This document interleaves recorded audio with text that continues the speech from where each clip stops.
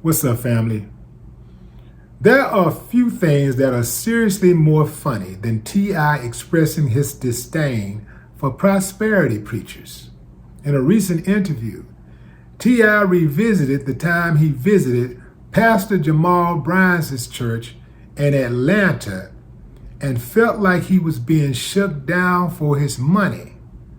So he went in.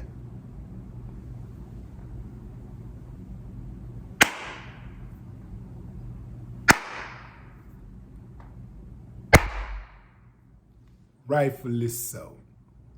T.I. said that the thing that got him most was when Pastor I.V. Hilliard from Houston stood up and said, God asked him, they got a pastor in Houston, another pastor in Houston that talk like that. He'd be like, God! He'd come on late at night, he'd scare the hell out of you. God!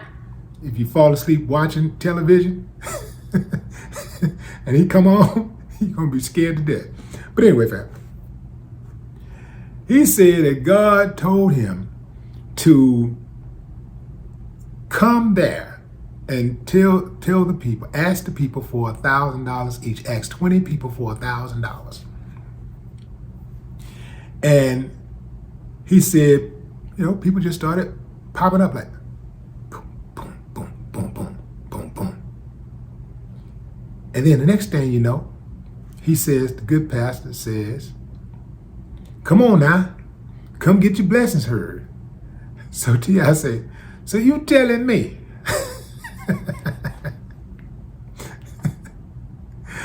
that God is charging me $1,000 to hear my prayers? He says, nah, I might would have given you something, but I ain't giving you nothing now because you're trying to play me. Straight up, man. The way that they talk to people, fam, is a very condescending manner. They really act like everybody that's slow. They just come in like, pay your tithes, and you won't be behind on your car note if you pay your tithes. It's more like, if you don't pay your tithes, perhaps you'd be ahead on your car notes. You wouldn't be behind on your car note. You know what I'm saying? Boy, my grandmother used to pay the heck out of those tithes, man. My grandmother used to borrow money to pay tithes. That's how that's when you know they got you. Fam. And people, a lot of these prosperity preachers, these pastors, they draw people who want to be seen. It's a networking opportunity. T.I. said they came late, so they didn't understand why they had to sit on the front row. They had T.I. and Tiny and who was that, 2 Chainz and his wife and some old people, the people with the money sitting on the front row. They trying to put you up in front of everybody so they can put that pressure on you to give. I know they thought they had T.I. and Tiny and the rest of them. I know they just thought they was gonna pop up and be like, here go 1,000, here go 10, here go 10 racks. And T.I. was like, man, miss me with all of that. And miss me too, fam, because you don't have to give money to get a blessing. Your blessings come from your actions, not necessarily giving money, but the way you live your life, your morals, your values, your convictions. That's where your blessings come from. It ain't got nothing to do with giving these people 10% or 5% or 20% on my last dollar. Nah, I never feel like that. I'm gonna give this person my last dollar. Now I got to go be the beggar.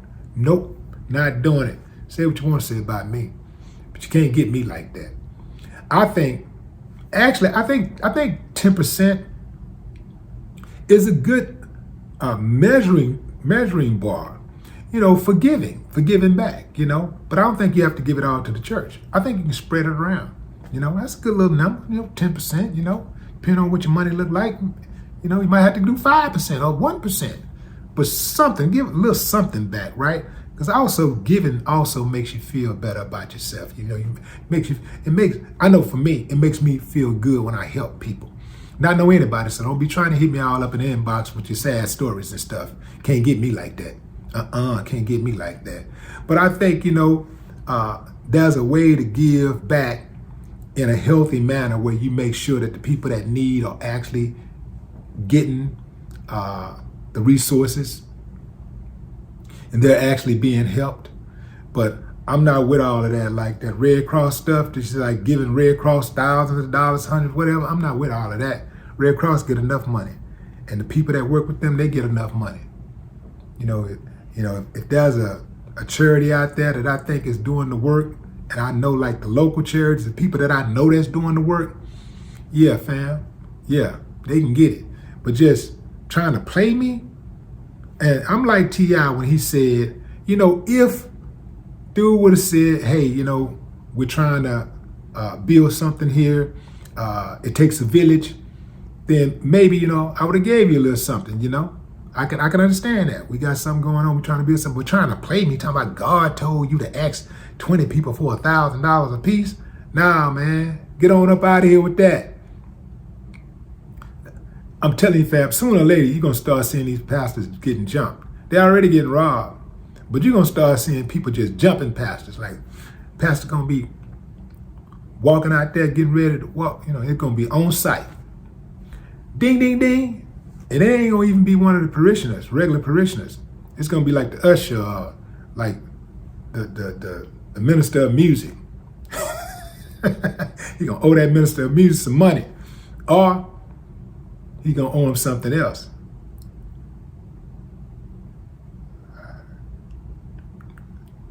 No more talk.